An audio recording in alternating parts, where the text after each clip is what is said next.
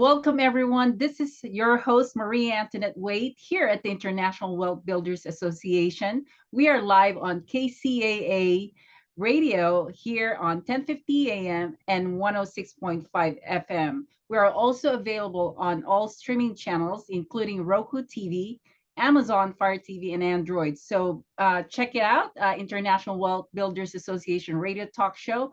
We also have several radio hosts that are hosting this show. We have Jasmine Willow, we have Latoya Tillett, and Dr. Sharon Barnes. Today, I am hosting, and I have an amazing guest for all of you. And Patrick Kappell, did I say that correctly, Patrick? Yes. Yes, and Patrick is an amazing real estate broker in San Diego. He is someone that I've known for years now, and he does an amazing job in providing economic information to the real estate industry. But before we dig into that information, I want to get to know Patrick first. Patrick, welcome to the show. Yeah, thanks for having me, Maria. I really appreciate it. Okay. I always have trouble, pronouncing your last name, but I'm glad that, you're here. And I know that you have a lot to share, but can you share us first your humble beginnings in the real estate industry?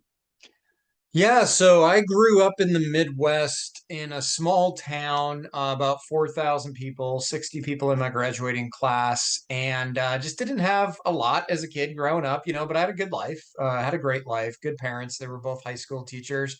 But I did know when I was getting out of high school, college just wasn't financially an option for me. So I joined the Navy, see the world, right, and get the GI Wow. Bill. So when I joined the Navy, one of my mentors right away said, Patrick, buy real estate at every duty station in between every deployment. Just buy real estate as often as possible. So I ended up out in San Diego, and the first thing I did was buy a little one bed, one bath condo. And then I went on a military deployment, came back, and I bought a second condo, did another military deployment, came back, bought a house, got promoted, and I bought a duplex. And what I kept on doing was buying property after property after property in between deployments with my savings or every time I got promoted. And as a young 20 something year old, another mentor told a big group of us that anyone can become a millionaire, anyone. And it's the first time I ever heard anyone say that, because I thought like you're born into a specific like class level or economic level, and that's where you stay for your whole life. But then I quickly realized by just combining advice from mentors that the one surest way to go up that economic ladder to hopefully eventually have financial freedom, the best way is through real estate ownership. And I started doing that. Everyone thought I was crazy. My friends said, Patrick, you are insane, because I was buying real estate in 2009, 2010, 2012 when the market was crashing. And now they look back and they're like, man, you were a genius. And I'm like, I wasn't a genius. I wasn't crazy. I just did what most people don't do, and that is take action. So I eventually transitioned off active duty. I'm in the Navy Reserves now, 22 Wow. years. And my wife and I own quite a bit of real estate all Okay. throughout San Diego County. We got a good portfolio that just she and I own between houses, multifamilies, condos, and it has surely been the path to financial freedom for us. Wow. Well, first of all, thank you for your service, Patrick, for Thank you. serving the country. And, we always wanted to honor people that are, in the military. And so you're still with the military, right? Yes, I just do the military and the reserves one Okay. week at a month. And about half a decade ago, I transitioned off active duty to build a career in real estate. Okay. So when I was in my 30s, I got to a point where I can retire. If I just wanted to hang it up, live on a beach, and drink pina coladas, I could have. But instead of doing that, in my 30s, I said, why don't I go get a real estate license and build a brokerage team that focuses on helping other people, what I call mom and pop investors, people like me and you, focus on helping other people buy real estate to build wealth, to get to that financial security and financial freedom point of life. So for the last 4 years now, I've been running a real estate team in San Diego. We work with everything from first time home buyers to seasoned investors. And even though I just started my team 4 years ago, That first year we sold about 17 million in real estate, and last year we sold 141 million. So Wow. we've really grown quickly in less than 5 years. What a success, Patrick. I would like to also confirm that you did have a Master's of Science in USD. Am I right? Yeah, so I've got two master's degrees. Okay. I did my undergraduate at the U.S. Naval Academy in Annapolis. And then while transitioning out of the Navy, I went to UCLA to get an MBA with a focus in finance. So that was 2 years. And Okay. then right after that, back in San Diego, I went to University of San Diego to get a Master of Science in real estate. Okay. And about half of my team has graduate degrees. It's just a very educated team. Because I look at us, even though we work in real estate sales, we're not salespeople. We're educational people, and we educate our clients, educate consumers about the economy, about the real estate market, and about the long-term benefits of real estate ownership.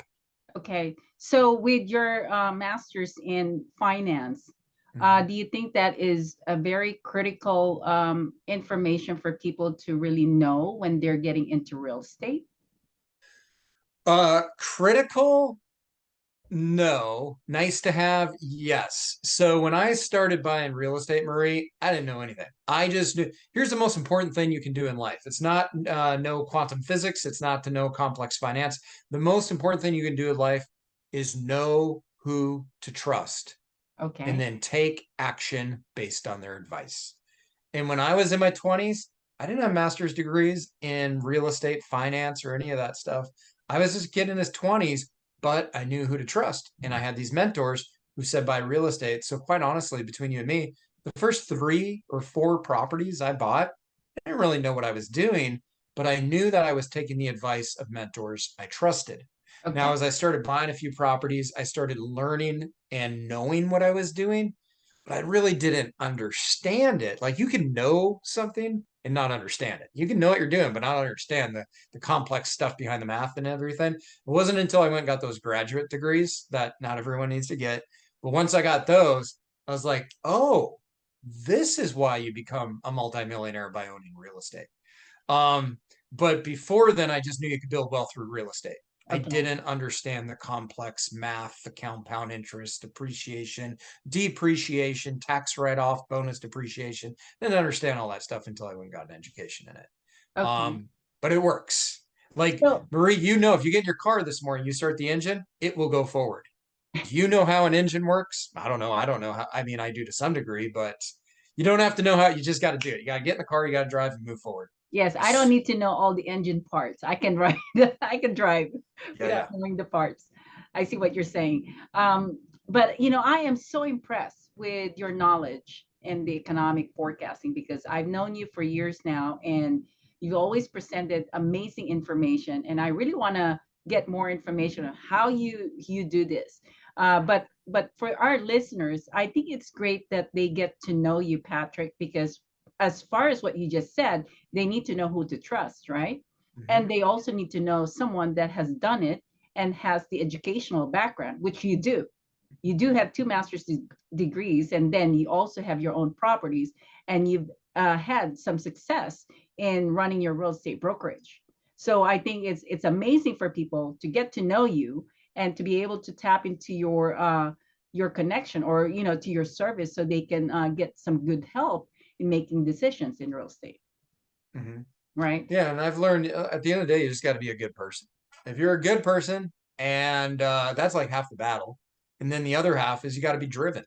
If you're a good person, you can have a good life. But if you want to be a good person and be successful beyond just intangible happiness, but if you want to be successful and secure, you really got to be a driven human being.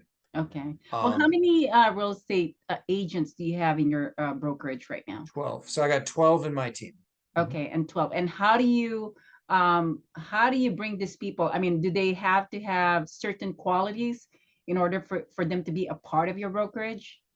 Well, the two things I look for the most is intelligence and drive. They've got to be intelligent, because I can't teach intelligence, and they've got to have drive because you can't teach drive either. That's something that is really developed. I don't think you're born with it, but it takes decades, certainly years, to for one to develop a personality, and you just can't teach a personality that's developed. Ah, And everything else I can teach. So on my team of 12, 100% of the agents own investment real estate themselves. Um, Over 50% of them, over half of them, have become millionaires through real estate, and they weren't when I met them. But I coach them, I teach them not just how to help people buy and sell real estate and brokerage, but I coach and teach them how to invest themselves, how to take advantage of the tax code, how to identify a good deal versus a bad deal, and then they all go out there and buy their own real estate as well. okay. Wow. So, do you work a lot with home buyers or do you also work with investors? A little, I'd say 50-50. Of the 140 some million that we sold last year, about 70 million of that was investors that were buying duplexes, triplexes, fourplexes, or even an investor buying a single family home. And the other 70 million in sales was home buyers who wanted to buy or sell a single family home or a condo to live in. Okay. Well, we're going to take a commercial break, Patrick. In the next segment, I want to talk about your economic forecast. But Sure. for you out there, this is the International Wealth Builders Association radio talk show. I am your host, Marie Antoinette Waite. Please don't go away. We're going to be right back with Patrick Kappell. Fun.